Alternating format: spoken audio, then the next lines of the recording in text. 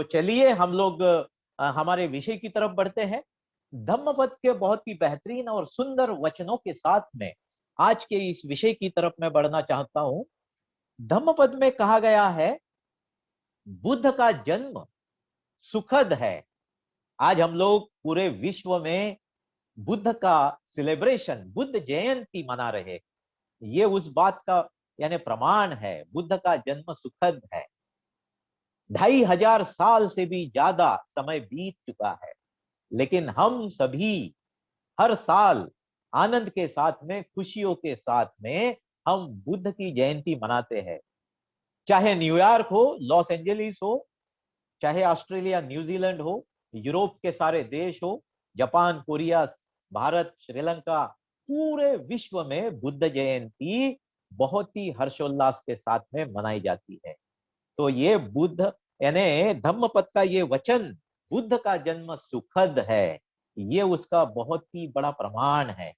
दूसरी बात धम्मपद में जो आती है इसी गाथा के साथ में, वह है इकट्ठा तप करना सुखद है। हम जब जब भी इकट्ठा आते हैं, इकट्ठा आकर ध्यान करते हैं। तप का मतलब होता है ध्यान करना। अभी कोरोना की परिस्थिति में इकट्ठा नहीं आ पा रहे हैं, लेकिन यानी यह कोरोना की परिस्थिति से जैसे ही हम उभरते हैं, तो आप निश्चित ही ये चाहोगे कि बुद्ध विहार में इकट्ठा आए, शिविरों में जाए और फिर से अपने मन को आत्मविश्वास से भरपूर करने के लिए ध्यान करें। इकट्ठा ध्यान करने का आनंद कुछ और ही होता है। इसलिए धम्मपद के यह वचन है, इकट्ठा तप करना, ध्यान करना सुखदायक है, आनंदमय है। और उसी में अंतिम बात कही जाती है, संघ की एकता सुखद है। संघ करके, जिस त्रिरत्न बौद्ध महासंघ के हम सभी सदस्य हैं, धम्ममित्र, धम्म के मित्र है और शुभचिंतक है, तो हमने जिस संघ की निर्मित की है, तो ये संघ की एकता सुखद है। बुद्ध धम्म संघ पर श्रद्धा रखना और ठीक तो ठीक है। संघ की एकता यानी सुखद है।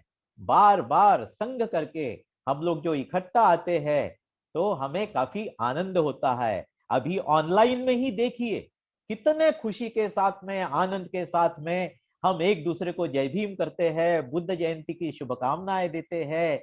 कितना उत्साह, वो कितना प्रेरणादायी होता है।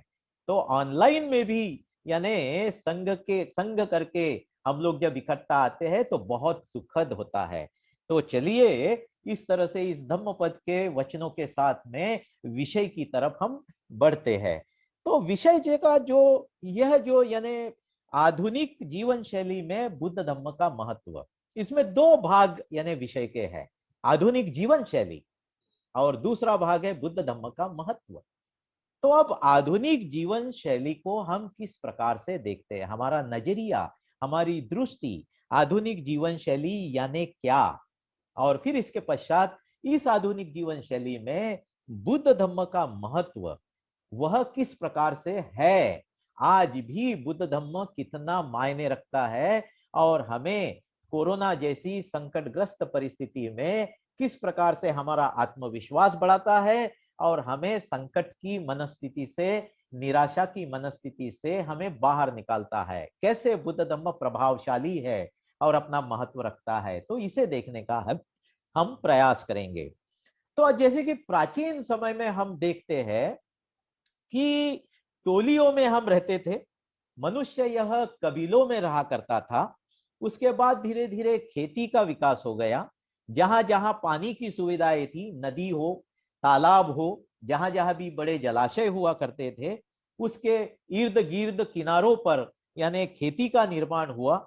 उसी के साथ साथ, खेती के साथ साथ हम इकट्ठा रहने लगे मनुष्य करके, यानी टोलियों का, कबीलों का जीवन समाप्त होके हम वसाहत, है ना, जिसे बस्ती बना के रहना, कॉलोनी बना के रहना, इस प्रकार का यानी हम लोग विकास देखते हैं। उसके बाद हम देखते हैं कि धीरे धीरे वहां से शहरों के विकास की तरफ यानी हम बढ़ते चले गए, और शहरों के विकास के साथ साथ यानी राज्य की निर्मित हुई। और भारत देश का इतिहास बताता है कि भारत देश में सबसे पहला राज्य यह मगध का साम्राज्य है। नाग जमाती के लोगों ने यानी शिशु नाग ने भारत देश में सबसे पहला राज्य निर्माण किया, जिसे मगध के नाम से जाना जाता था। और उस समय यानी जो एक शासन प्रणाली थी वह डेमोक्रेटिक यानी लोकशाही वाली शासन प्रणाली थी। और पूरे विश्व में हम देखते हैं कि धीरे धीरे राजेशाही खत्म होते चले गई और धीरे धीरे लोकशाही के तरफ संपूर्ण विश्व में देश बढ़ते चले गए। और आज भी बहुत सारे ऐसे देश हैं जो चाहते हैं कि तानाशाही खत्म हो जाए और लोकशाही सही अर्थों में अपने अपने देश में विकसित हो। ये मनीषा, ये मंशा हमारे यानी इस विश्व में बहुत सारे लोग रखते हैं। इसी के साथ साथ हम ये देखते हैं कि औद्योगिकीकरण यानी इंडस्ट्रियलाइजेशन हुआ। सबसे पहले कपड़ों की मिलें विकसित हुई मैनचेस्टर में, इंग्लैंड में। वहां से औद्योगिकीकरण की शुरुआत हुई और धीरे धीरे जैसे जिसे हम साइंस कहते हैं, विज्ञान कहते हैं, तो विज्ञान जैसे फिजिक्स है, केमिस्ट्री है, बायोलॉजी है, हाँ अवकाश का विज्ञान है, ऐसे अलग अलग शास्त्र जो विज्ञान के हैं, धीरे धीरे उसका विकास होते चला गया। और उसके साथ में रेलवे है, हवाई जहाज है। आज की तारीख में 21वीं सदी में जिसे हम इंफॉर्मेशन टेक्नोलॉजी कहते हैं, कंप्यूटर्स कहते हैं, हमारे पास में स्मार्ट मोबाइल है। और कोरोना की देन है, जूम एप्लीकेशन पे ऑनलाइन अभी धम्म सुन रहे हैं। इतना सुंदर विकास जो है वह सैटेलाइट का है, डिजिटल कैमराज है। अवकाश में हम लोग बड़े यानी शान से हमारे यानी यान अवकाश में भेजते हैं, जिसके द्वारा यानी आगे आने वाले भविष्य में कोई तूफान आ रहा है तो उसकी जानकारी मिलती है। बारिश ज्यादा होने से यानी हमारे जो खेत में जो फसल लगाते हैं वो बहने की संभावना होती है। मार्केट की संभावना यानी मार्केट में जो उतार चढ़ाव होते हैं, ऐसी सभी बातें आज यानी टेक्नोलॉजी के वजह से, विज्ञान के विकास की वजह से यानी हमारे पास में उपलब्ध है। इस तरह से हम देखते हैं आधुनिक जीवन शैली यानी आधुनिक यह विज्ञान के विकास के कारण आज का विश्व किस ऊंचाई पर पहुंच चुका है।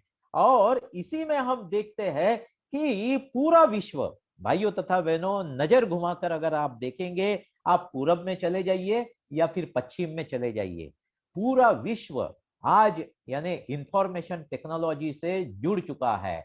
और संपूर्ण यानी अर्थ जो है, पृथ्वी जो है, वसुंधरा जिसे कहा जाता है, उस पर एक जमाना था यानी भारत देश से इंग्लैंड जाने के लिए पानी के जहाज से 1.5 से 2 महीने लगा करते थे, और खत भेजने के लिए यानी उसी तरह का 1 से 2 महीना लग जाता था।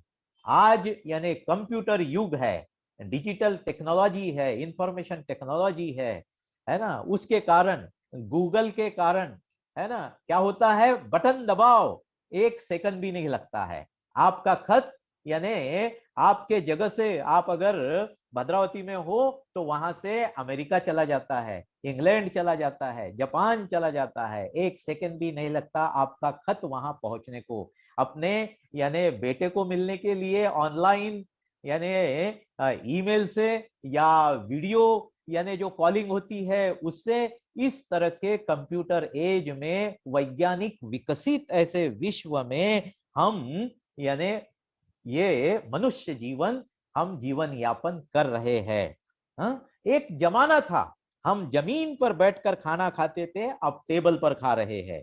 आज हमारे यहाँ यानी रेफ्रिजरेटर है, बहुत सुंदर सुंदर पंखे हैं, एयर कंडीशन मशीन है, अच्छे मकान है, और 4 चक्कों वाली गाड़ियां है। आधुनिक जीवन शैली ने हम सभी को, और विज्ञान के विकास ने हम सभी को इस ऊंचाई पर पहुंचा दिया है। और अभी यह सवाल खड़ा होता है कि इस तरह की आधुनिक जीवन शैली में मनुष्य जीवन जीते समय में बुद्ध धम्म का क्या महत्व है? सही में बुद्ध धम्म महत्व का है क्या? सही में बुद्ध धम्म का आचरण करना चाहिए क्या? बुद्ध धम्म के आचरण से क्या फायदा है? किस तरह की विचारधारा से हमने अपने मनुष्य जीवन को अच्छा बनाना चाहिए? इन बातों की तरफ नजर दौड़ाना, उसका अध्ययन करना बहुत जरूरी है। अगर बाबा साहब अंबेडकर जी के विचार को देखते हैं तो बाबा साहब कहते हैं पहले की तुलना से आज ज्यादा इस विश्व को बुद्ध धम्म की जरूरत है। कैसे कह रहे हैं परम पूज्य डॉक्टर बाबा साहब अंबेडकर? पहले की तुलना से। और ये कब कहते हैं? 1950 में। 1950 में बाबा साहब ने जो Buddha and future of his religion, Buddha और उनके धम्म का भवितव्य, इस आर्टिकल में उन्होंने ये कहा है कि पहले की तुलना से आज कितना समय हो गया? 1950 को लेकर अभी खाली यानी 70 साल बीत चुके हैं।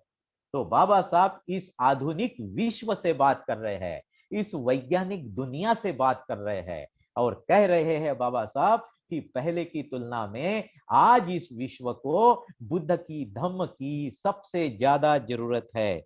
तो आइए हम देखते हैं बाबा साहब के विचारों से हम लोग तुलनात्मक दृष्टिकोण से देखने का प्रयास करते हैं कि बुद्ध धम्म की किस प्रकार से आज के विश्व को ज्यादा जरूरत है।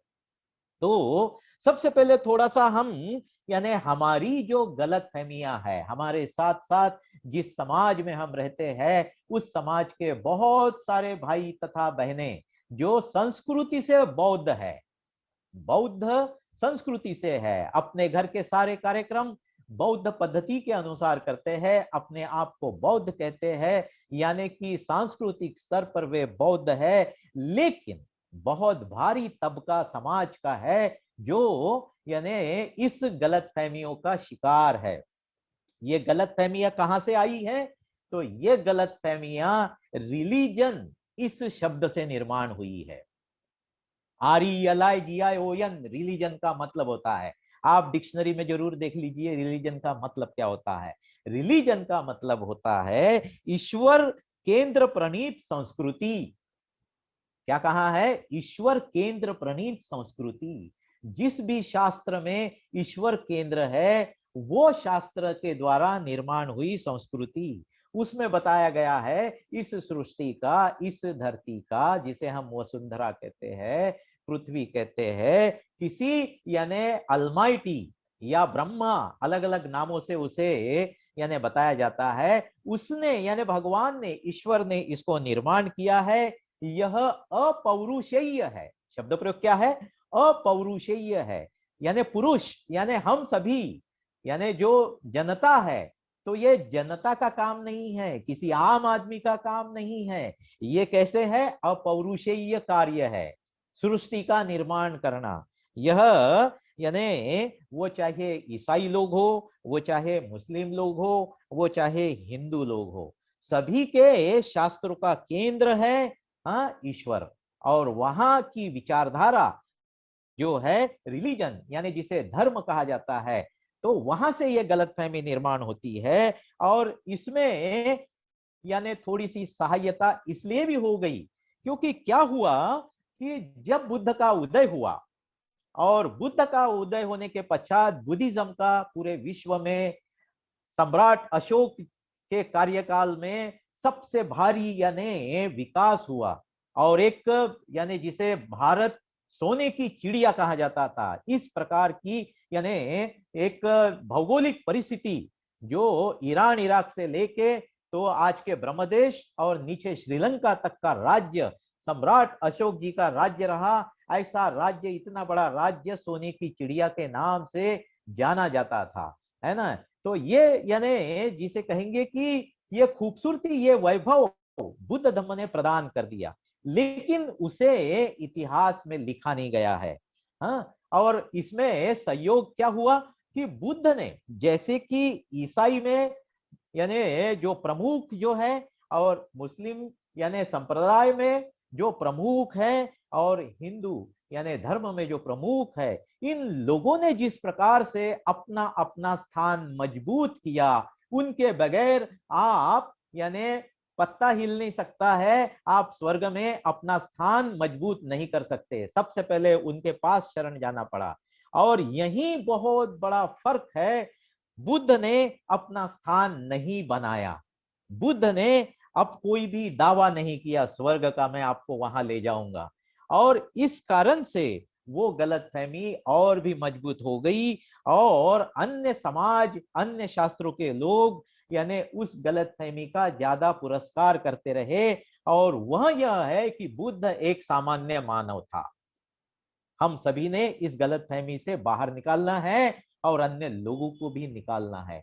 बुद्ध सामान्य मानव नहीं था, बुद्ध यानी प्रबुद्ध मानव था। इस विश्व का सर्वश्रेष्ठ यानी मानव था। मनुष्य करके हमारे मन को किस प्रकार से, किस ऊंचाई पर हम विकसित कर सकते हैं, मनुष्य की क्षमता क्या है, इसका बेहतरीन नमूना बुद्ध ने अपने आप से इस पूरे विश्व के सामने प्रस्तुत किया। और दूसरा, यानी आप यानी भगवान नहीं बन सकते हो, आप ना जीसस बन सकते हो, आप ना मोहम्मद पैगंबर बन सकते हो, ना ही आप हिंदू धर्म के किसी यानी ईश्वर का स्थान प्राप्त कर सकते हो। इसलिए यानी लेकिन बुद्ध कहते हैं कि आप बुद्ध जरूर बन सकते हो, वो क्षमता आपके भीतर में छुपी है, आप उसे पहचानीजिए। इस प्रकार से यानी बुद्ध ने कभी दावा नहीं किया, लेकिन बुद्ध ने कहा कि आप मेरे जैसे बन सकते हो, लेकिन यानी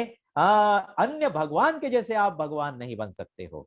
तो ये जो दो गलतफहमी है, जिसके कारण इतने बेहतरीन और खूबसूरत बुद्ध धर्म के विचारों से आज भी भारी मात्रा में लोग अछूते हैं, लोग वंचित है, ये बात हम लोग देखते हैं। इसलिए यानी ये बहुत ही महत्वपूर्ण बात है कि गलतफहमी से हमने बाहर निकालना यानी जरूरी है, और समाज में इस तरह से सावधानी के साथ में बुद्ध धम्म का सही अर्थों में प्रचार प्रसार करना जरूरी है। तो आगे हम चलते हैं और देखते हैं कि बाबा साहब ने किस प्रकार से बुद्ध धम्म का महत्व बताया। तो बाबा साहब के शब्दों में इस विषय को लेकर मैं बाबा साहब के जो यानी थॉट्स है वो आपके सामने रखना चाहता हूं। 1936 का यह भाषण आप जरूर पढ़िए, और उसमें बाबा साहब कहते हैं कि मूलतः धर्म का मकसद क्या है। यानी आधुनिक जीवन शैली में हम देख रहे हैं बुद्ध धम्म का महत्व, तो हम लोग यानी तुलनात्मक देखने का प्रयास कर रहे हैं।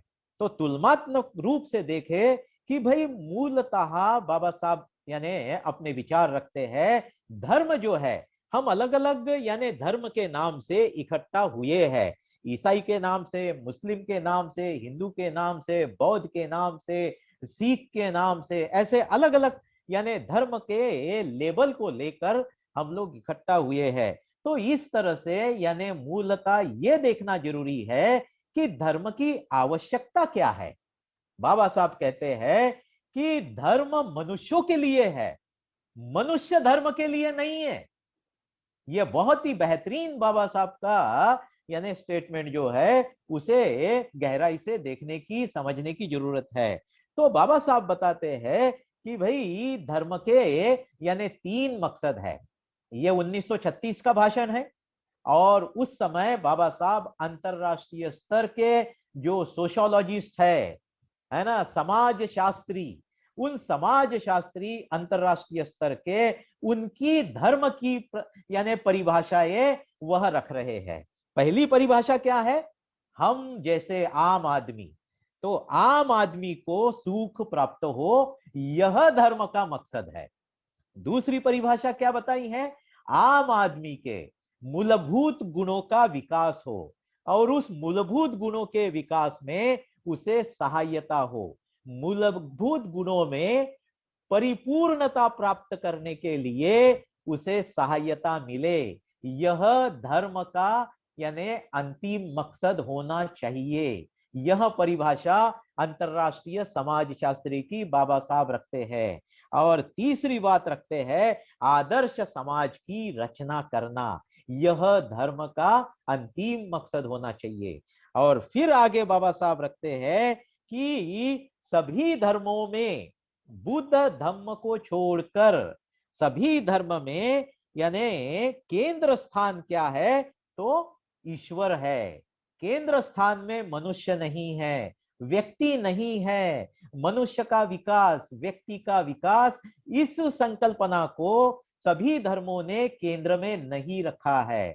और यही वजह है, यह सारे जो, और खास करके बाबा साहब हिंदू धर्म का जिक्र करते हैं, हिंदू धर्म वर्ग पर आधारित है, ब्राह्मण, क्षत्रिय, वैश्य, शूद्र, और व्यक्ति का कोई भी स्थान यानी ना होने के कारण मैं हिंदू धर्म को अपना नहीं सकता, उसे मैं नकारता हूं। इस प्रकार की भूमिका बाबा साहब 1936 के भाषण में बताते हैं कि बौद्ध क्यों होना चाहिए, बुद्ध धम्म क्यों अपनाना चाहिए, बुद्ध धम्म का महत्व क्या है, और बुद्ध धम्म मनुष्य को कैसे विकसित होने की दिशा में ले जाता है।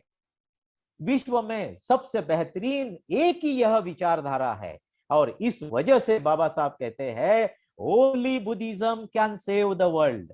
इस विश्व में मात्र यानी बुद्ध धम्म है जो इस विश्व का उद्धार कर सकता है, इस विश्व को विकास की दिशा में ले जाता है। यह सामर्थ्य, यह क्षमता मात्र बुद्ध धम्म में है। यह बाबा साहब के विचार है। इसमें जो दूसरी परिभाषा है, आम आदमी के मूलभूत गुणों का विकास हो। इसमें आदमी के मूलभूत गुण क्या है? आम आदमी के मूलभूत गुण है, उसे मैत्री अच्छी लगती है, उसे करुणा अच्छी लगती है, उसे आनंद मुदिता अच्छा लगता है, उसे प्रज्ञा यानी ज्ञान, अंडरस्टैंडिंग, उसे वैज्ञानिक विचारधारा अच्छी लगती है। यह सारी बातें आम आदमी को, जिसे हम पारमिता कहते हैं, जिसे हम सद्गुण कहते हैं, वो अच्छे लगते हैं। आप सोचिए, अंतर्मुख होके बताइए, आपको ऐसा लगता है क्या कि मैं मेरे बस्ती का सबसे बदमाश आदमी बन जाऊं? हाँ सोचिए, है ना? आपको ऐसा लगता है क्या मेरा बेटा यानी भद्रावती शहर का डॉन बन जाए, या भारत देश का दाऊद बन जाए? हाँ, ऐसा किसी को नहीं लगता भाइयों तथा बहनों। बेसिकली मूलभूत आपका मन अच्छाई को चाहता है, मैत्री, करुणा, मुदिता, प्रज्ञा, वीर्य, अधिष्ठान, ऐसे बुद्ध के सद्गुणों को आपका मन चाहता है। और इसलिए ये दूसरी परिभाषा जो है वह कहती है आम आदमी के मूलभूत गुणों का विकास हो, और उस विकास करने में, परिपूर्णता प्राप्त करने में उसे सहायता हो। इस तरह की विचारधारा तुलनात्मक दृष्टिकोण से आप परखने का प्रयास कीजिए, कौन सा धर्मशास्त्र है जो इस तरह की विचारधारा की बात करता है। Only Buddhism can save the world, यह जो बाबा साहब कहते हैं, वहां हम लोग आते हैं बौद्ध धम्म ही ऐसी विचारधारा है जो मनुष्य के हित की बात करती है, जो मनुष्य के विकास की बात करती है, जो सभी इस विश्व के जीव के कल्याण की बात करती है। यह एकमात्र यानी मनुष्य के विकास की विचारधारा कहने वाला यानी बौद्ध धम्म है। इसलिए तुलनात्मक दृष्टिकोण से अगर देखते हैं तो बाबा साहब बुद्ध और उनका धम्म, इस ग्रंथ की तरफ मैं आपको ले चलता हूं। वहां बाबा साहब किस प्रकार से कहते हैं, तो आप बुद्ध और उनका धम्म इस ग्रंथों को फिर से खोल कर पढ़ना और देखना। उसमें प्रकरण बाबा साहब ने लिखा हुआ है बुद्ध का विषाद योग। बुद्ध का विषाद योग, इस प्रकरण में बाबा साहब कहते हैं कि धर्म का यानी ईश्वर जिसका केंद्र बनाया गया है, ऐसे विचारधारा का, ऐसे धर्म का मकसद क्या है। तुलनात्मक रूप से देखने का प्रयास कीजिए कि बुद्ध धम्म का मकसद क्या है और ईश्वर केंद्र प्रणीत धर्म का मकसद क्या है। ऐसी तुलना करके आप देखिए और सोचिए। बाबा साहब लिखते हैं ईश्वर केंद्र प्रणीत धर्म का मकसद है स्वर्ग में प्रवेश प्राप्ति का प्रशिक्षण देना।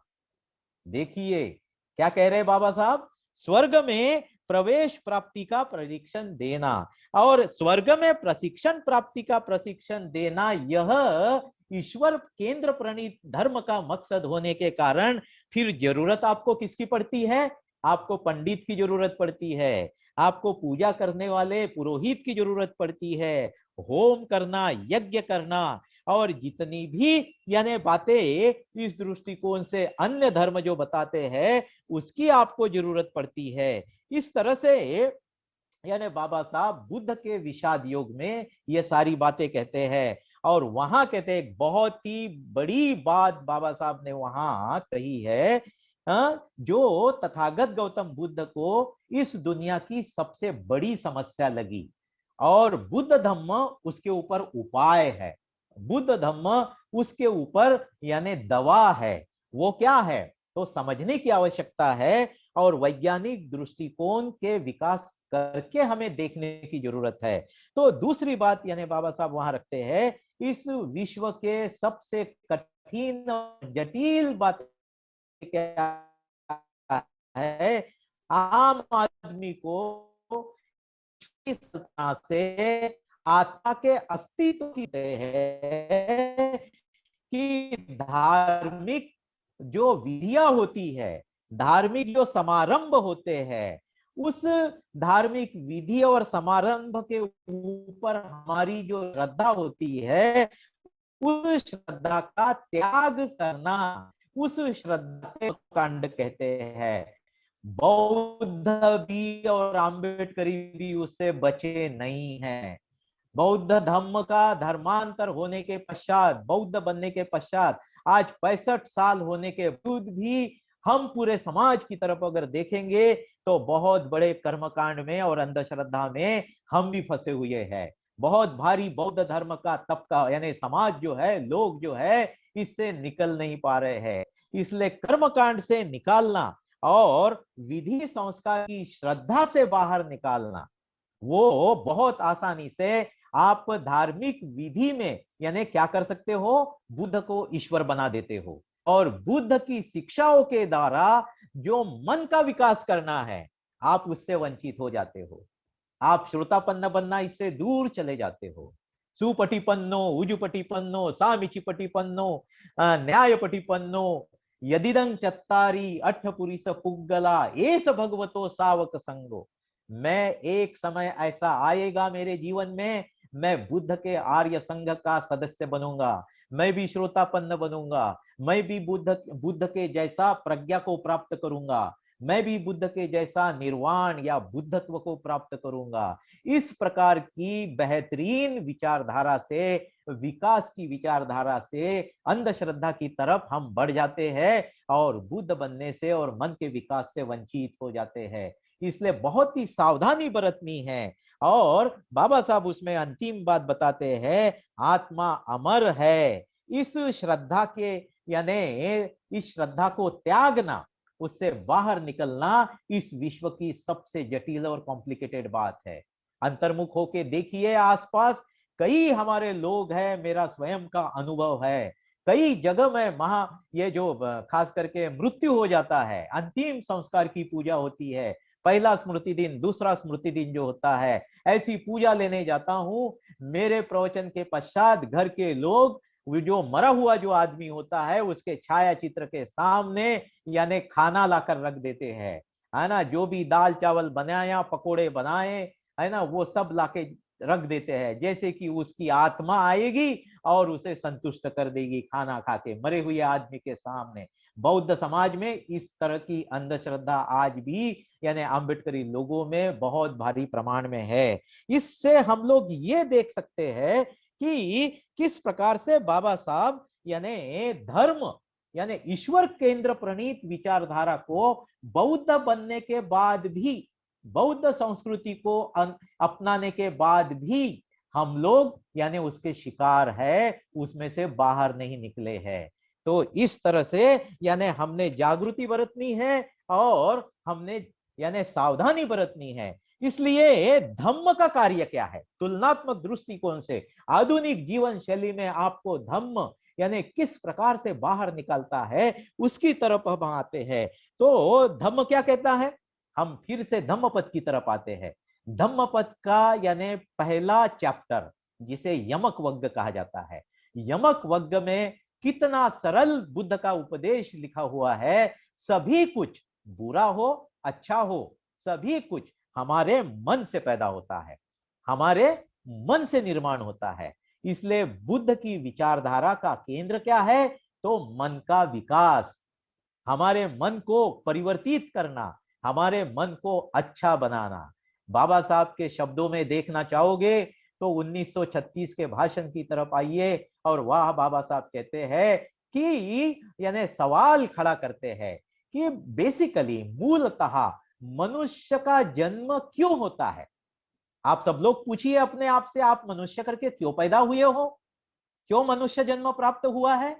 बाबा साहब सवाल पैदा करते हैं कि मनुष्य जन्म किस लिए मिलता है, मनुष्य जन्म का मकसद क्या है ना। और बाबा साहब उसका जवाब देते हैं भाइयों तथा बहनों कि मनुष्य को, हम जो आज मनुष्य करके पैदा हुए हैं, मनुष्य को जन्म मनुष्य का इसलिए मिलता है ताकि वो 60 70 साल 80 साल या 100 साल जितना भी समय मिलता है, ये समय में वो अपने मन का विकास कर सके, वो अपने चित्त को बदल सके, वो अपने मन को मैत्री करुणा मुदिता इन गुणों से विकसित कर सके, अंतिम ऊंचाई इन सद्गुणों की जो है उसे प्राप्त कर सके।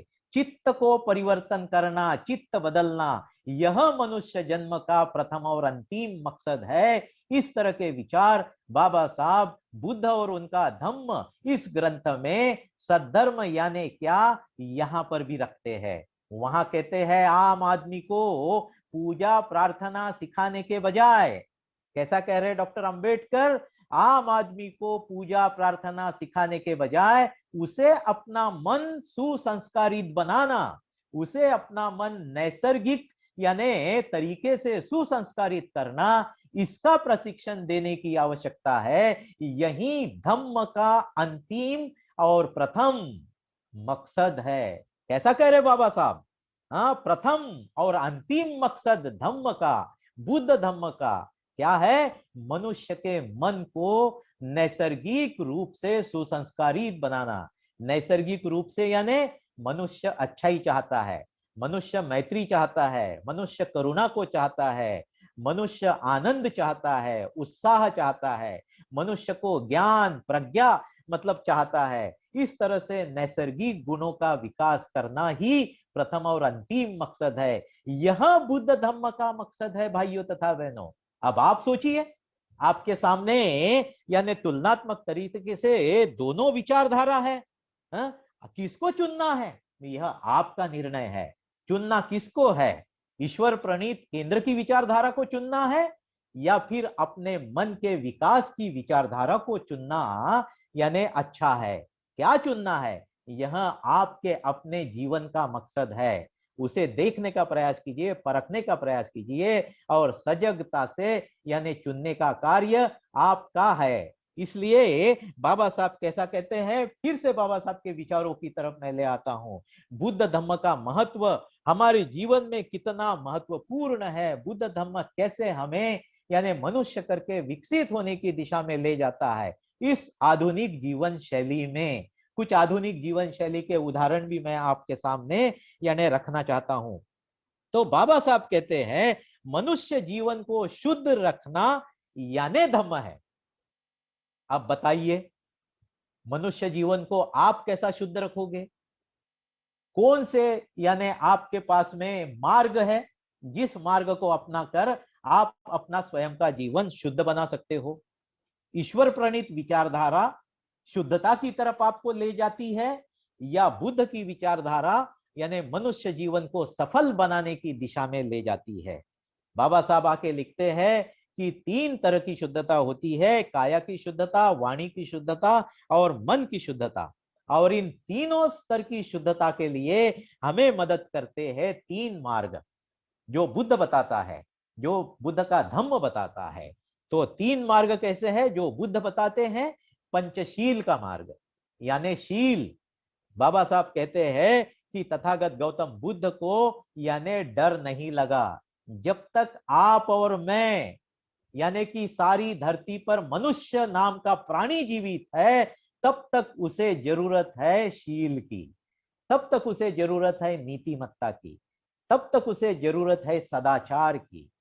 बाबा साहब की परिभाषा में देखने का प्रयास करते हो तो बाबा साहब लिखते हैं जब मनुष्य इकट्ठा आता है 2 से ज्यादा संख्या में, 2 मनुष्य 10 मनुष्य, चाहे आप परिवार करके रहते हो, चाहे आप समाज करके रहते हो, चाहे आप राष्ट्र करके रहते हो, तो किसी भी स्तर पर जब मनुष्य इकट्ठा आता है तो एक दूसरे के साथ उचित व्यवहार करने का प्रशिक्षण हमें धम्म देता है।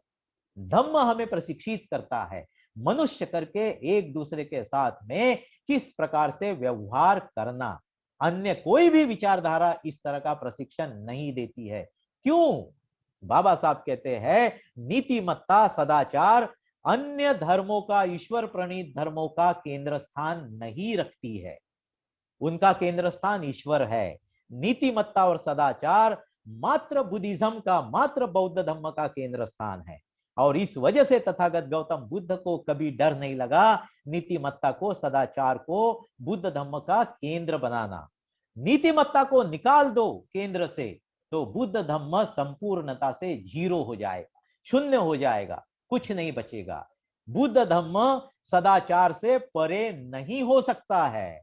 यह बाबा साहब प्रस्तुत करते हैं बुद्ध और उनका धम्म में।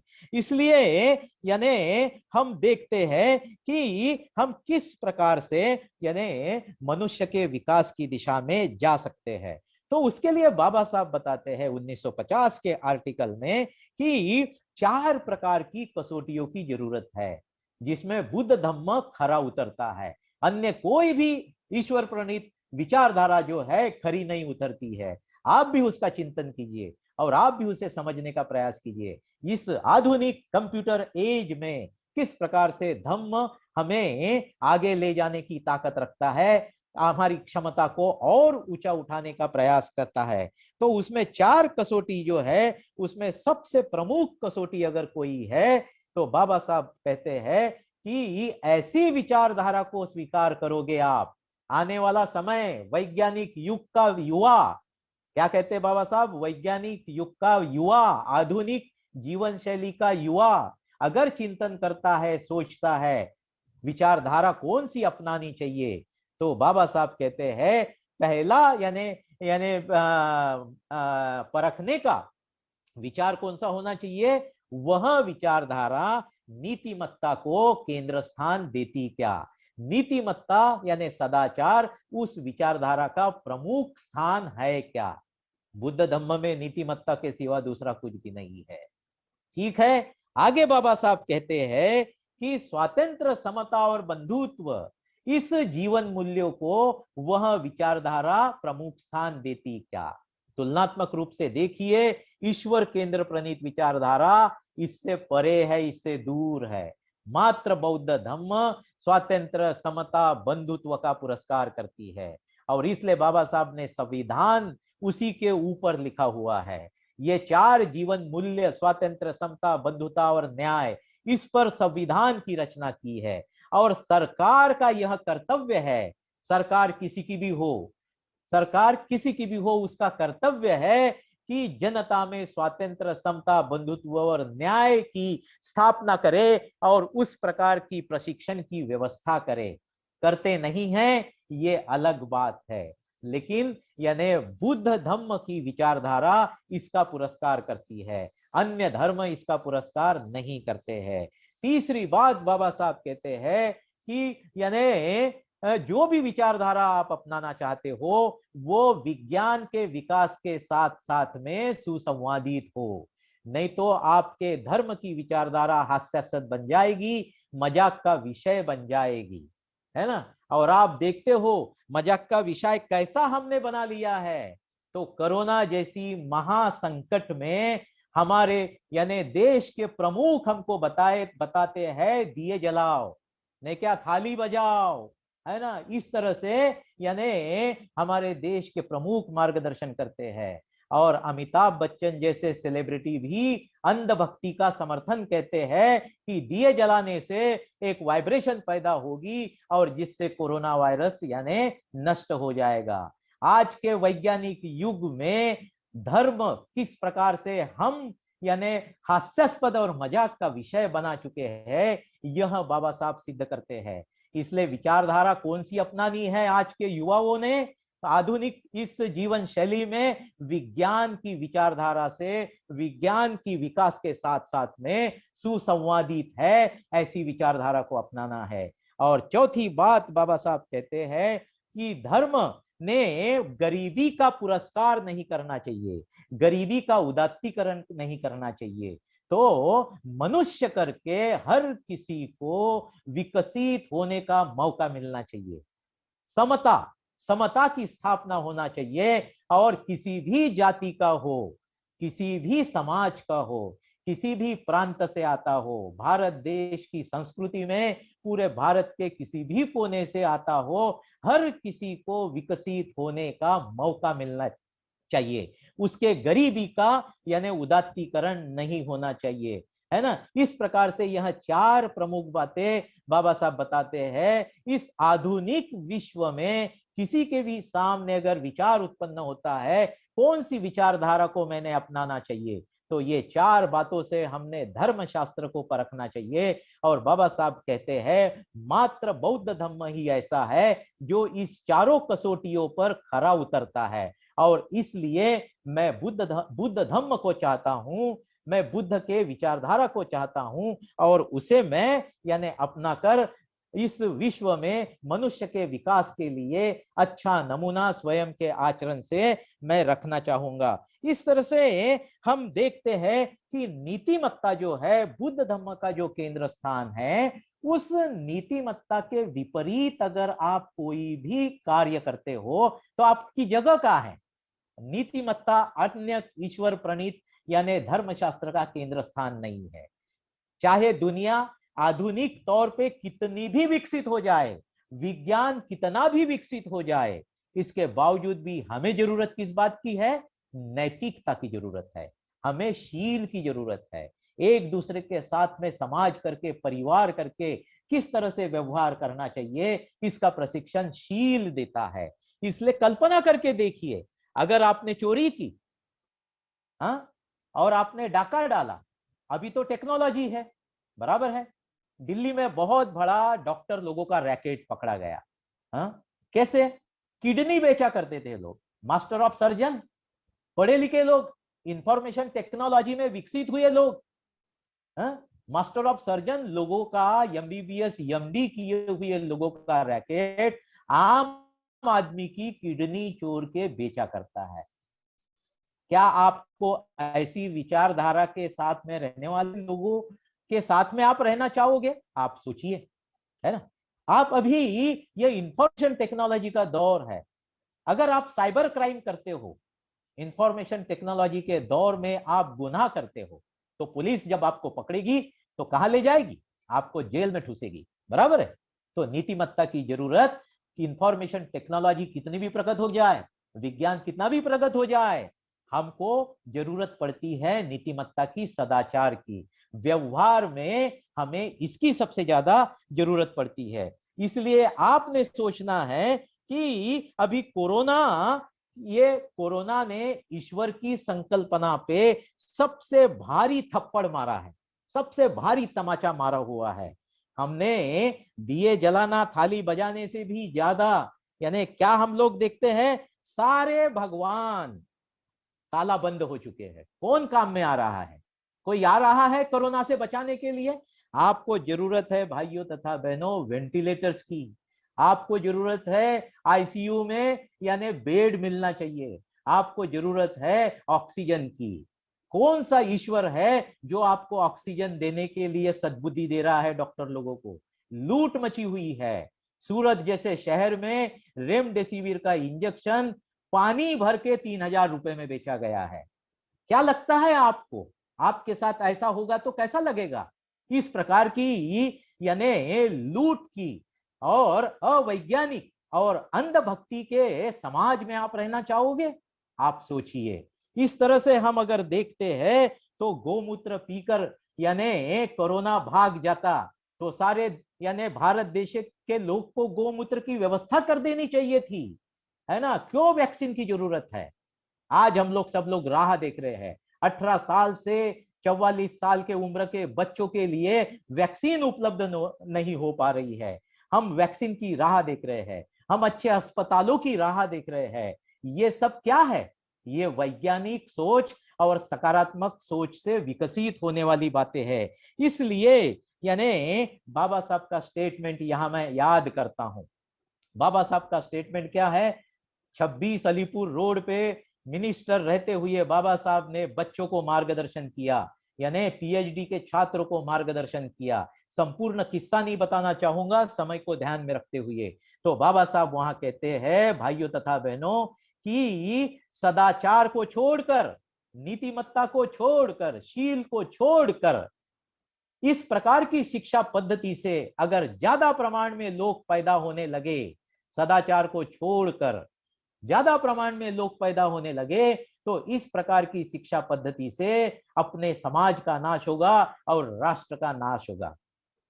भाइयों तथा बहनों, याद कीजिए बाबा साहब के इस यानी वाक्यों को। आज की परिस्थिति कैसे है?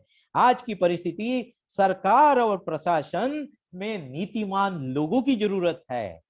हर भारत के बच्चे बच्चे को वैक्सीन मिले, इसकी व्यवस्था कितना तेजी से करने की जरूरत है। अच्छे अस्पताल कैसे विकसित हो, करोड़ों 138 करोड़ की इस आबादी को वैज्ञानिक सोच से, भय से मुक्त करने की जरूरत है। गोबर से नहाने से कोरोना अगर भाग जाता तो हम सभी लोगों ने गोबर से नहा के कोरोना को भगा देने का काम करना था। सोचिए, अंतर्मुख हो जाइए। और इसलिए बाबा साहब कहते हैं आज राष्ट्र में यानी हमारे यहाँ मजदूर वर्ग रोड से चलते चलते मृत्यु को प्राप्त हो गया। खाना न मिलने से लोग मर रहे हैं, भूखे मर रहे हैं, वैक्सीन नहीं मिली इसलिए मर रहे हैं। अन्य यानी वो रेमडेसिविर का डिसीजन अभी अभी हुआ है, रेमडेसिविर कोरोना में कार्य नहीं कर पाता है, उसके साइड इफेक्ट से बहुत ज्यादा लोगों की मृत्यु हो चुकी है। कौन जिम्मेदार है इस तरह की यानी बातों के लिए? भाइयों तथा बहनों, सजग हो जाइए, सावधान हो जाइए, युवाओं सावधान हो जाइए। इस आधुनिक यानी वैज्ञानिक यानी जगत में हमें सबसे ज्यादा जरूरत है तो वैज्ञानिक सोच की और सकारात्मक सोच की। आज की जरूरत है करुणा की, जो यानी मूलभूत यानी भावना है मैत्री, सदाचार, बंधुत्व का नाता, आज उसकी ज्यादा जरूरत है। करुणा के कारण यानी हम अन्य लोगों को मदद कर सके, किसी भी प्रकार का भेदभाव न करते हुए। वो मुसलमान है, वो ईसाई है, वो बौद्ध नहीं है, वो सिख है, ऐसा कोई भी भेदभाव न करते हुए बुद्ध क्या कहते हैं, यानी सभ्य सत्ता सुखी होन्तु, सर्व सजीवों का कल्याण हो, यह करने वाला एकमात्र बुद्ध है। इसलिए मानव जाति के कल्याण हेतु किसी बात की जरूरत है तो वैज्ञानिक सोच की जरूरत है और सकारात्मक सोच की जरूरत है। इस प्रकार की सोच को विकसित करने वाला, बढ़ावा देने वाला एकमात्र बुद्धिज्म है, एकमात्र धम्म है। इसलिए हमें जरूरत है इस प्रकार के लोग यानी सरकार में और प्रशासन में हो। आप जानते हो राफेल भारत में लाया गया, कैसे लाया गया? नींबू मिर्ची बांध कर पूजा करा के।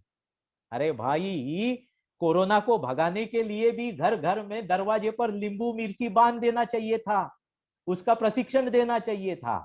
हाँ, सोचिए, नींबू मिर्ची बांध कर कोरोना भाग सकता है क्या? हाँ, गोबर से नहाने से कोरोना भाग सकता है क्या? भयग्रस्त परिस्थिति जो हमारी पैदा हो चुकी है, उससे कैसे बाहर निकलोगे? इन सभी में एकमात्र दवा है। हाँ, वो दवा है बुद्ध का धम्म, वो दवा है मैत्री, करुणा, वो दवा है सदाचार। उससे ही हम लोग यानी बाहर यानी निकल सकते हैं। इसलिए अंत करना चाहूंगा, ये सारी बातें जो है एक रात्रि में पैदा नहीं कर सकते, बराबर है? एक रात्रि में 138 करोड़ की भारत की जनता में आप सकारात्मक सोच पैदा कर सकते हो? नहीं। एक रात्रि में वैज्ञानिक सोच पैदा कर सकते हो? नहीं। इसके लिए लंबा समय देना पड़ता है, उस तरह का प्रशिक्षण देना पड़ता है। मैं अपने आप को सौभाग्यशाली समझता हूं, मैं अपने आप को बहुत ही अच्छा मानता हूं, क्योंकि मैं त्रिरत्न बौद्ध महासंघ का हिस्सा हूं, भाग हो। यही एकमात्र संघ है विश्व में जो तथागत के धम्म का पुरस्कार करता है। ध्यान, मैत्री, करुणा, शील का, सदाचार का पुरस्कार करता है। और उस दिशा में विकसित होने के लिए इस संघ ने प्रशिक्षण यंत्रणा का विकास किया हुआ है। अभी कोरोना की समाप्ति के बाद में सभी शिविर केंद्रों में आपका स्वागत है। तो आज के इस प्रबोधन का इस आधुनिक यानी जीवन में किस प्रकार से धम्म महत्व रखता है, यह मैं बताने का प्रयास किया हूं। इस प्रबोधन का अंत में समाप्त जो है वह एरिस्टोटल के यानी विचार से करना चाहूंगा। एरिस्टोटल कहते हैं, education is an ornament in prosperity and refuge in adversity. कैसा कहते हैं Aristotle? Education is an ornament in prosperity and refuge in adversity. तो इसमें हम देखते हैं एजुकेशन का मतलब आप बुद्ध की प्रज्ञा को लीजिए, एकेडमिक एजुकेशन नहीं, शालेय या महाविद्यालय में प्राप्त करने वाला एजुकेशन नहीं। हम यहाँ बुद्ध की प्रज्ञा की बात की तरफ मैं ले आता हूं। और यानी education is an ornament in prosperity. तो प्रॉस्पेरिटी का मतलब क्या बताया है? A condition of having money and everything that is needed for the good life. ऐसी परिस्थिति, एक अच्छा दर्जेदार मनुष्य जीवन जीने के लिए आपके पास में पैसा भी है और आपके पास में सारी सुविधाएं, सारी जरूरतें भी है। ऐसे समय में सब कुछ आपके पास में है। ऐसे समय में अगर आपके पास धम्म है, आपके पास प्रज्ञा और मैत्री है, तो वह आपका अलंकार है। मनुष्य का अलंकार क्या है? तो धम्म है। मनुष्य का अलंकार क्या है? तो प्रज्ञा है। मनुष्य का अलंकार क्या है? तो मैत्री है। आपके पास सब कुछ होने के साथ में धम्म आपके मनुष्य जीवन को चार चांद लगा देता है। और आगे एरिस्टोटल कहते हैं, यानी education is an ornament in the prosperity and refuge in the adversity. Adversity का मतलब क्या होता है? A situation in which you have a lots of problems, a situation in which you have a lots of problems that seems to be caused by the bad luck। आज corona की परिस्थिति है। हाँ, कोरोना में इतना भारी हम मानसिक डिप्रेशन में, निराशा में, भयग्रस्त हो चुके हैं। यानी इतनी यानी ये जो भयानक परिस्थिति है, एडवर्सिटी, ढेर सारी समस्याएं हैं। ऐसी तरह की समस्या में यानी एरिस्टोटल क्या कहता है कि एजुकेशन यानी प्रज्ञा और मैत्री, it is a refuge in the adversity. Refuge का मतलब शरण स्थान। शरण स्थान क्या है? इस तरह की संकटग्रस्त की परिस्थिति में बुद्ध की प्रज्ञा, बुद्ध का धम्म, बुद्ध की मैत्री, बुद्ध की सदाचार, यही सर्वश्रेष्ठ शरण स्थान है संकटग्रस्त परिस्थिति में। इस प्रकार से एरिस्टोटल का यह बेहतरीन स्टेटमेंट मैं आपके सामने रखता हूं। और बाबा साहब ने यानी जो बताया है, इसके पहले मैंने जो वाक्य बताया है, आने वाली दुनिया यानी प्रगत विश्व को बुद्ध धम्म की ही सबसे ज्यादा जरूरत है। और इसलिए बाबा साहब कहते हैं, only Buddhism can save the world. मात्र बुद्ध धम्म ये ताकत रखता है इस जगत का उद्धार करने का। तो इस तरह से यानी तुलनात्मक धर्म की संकल्पनाएं क्या है, धम्म की संकल्पनाएं क्या है, इसको देखते हुए इस आधुनिक शैली में किस प्रकार से बुद्ध धम्म अपना महत्व रखता है, यह मैंने यानी बाबा साहब के और बुद्ध के इस विचारों से आपके सामने प्रस्तुत करने का प्रयास किया है। मुझे आयोजकों ने यह मौका दिया, आप सभी ने शांति से सुन लिया, इसलिए आप सभी का यानी पुण्यानुमोदन करता हूं, सभी का धन्यवाद देता हूं, सभी को यानी इस यानी बुद्ध जयंती की शुभकामनाएं व्यक्त करता हूं और यहीं रुकता हूं। जय भीम, नमो बुद्धाय।